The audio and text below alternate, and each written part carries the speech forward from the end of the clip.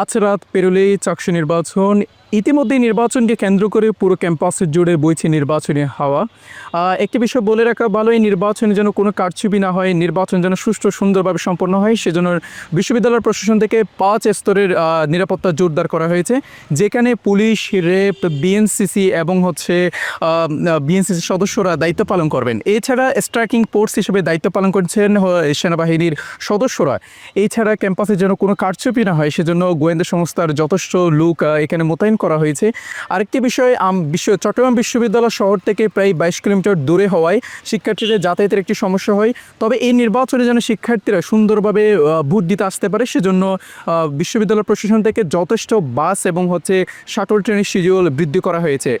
আরেকটি বিষয় আমরা যতটুকু নির্বাচন কমিশন থেকে জানতে পেরেছি, সেটি হচ্ছে যে কেন্দ্রগুলোতে নির্বাচন অনুষ্ঠিত হবে সেই কেন্দ্রগুলোতে যেন কোনো কারচুপি বা কোনো ধরনের অঘটন না ঘটে, সেজন্য বিশ্ববিদ্যালয় প্রশাসন থেকে ওখানে সিসি ক্যামেরা এবং বিদ্যুৎ বিভ্রাট যেন না হয় সে বিষয়গুলো দৃষ্টি রাখা হয়েছে।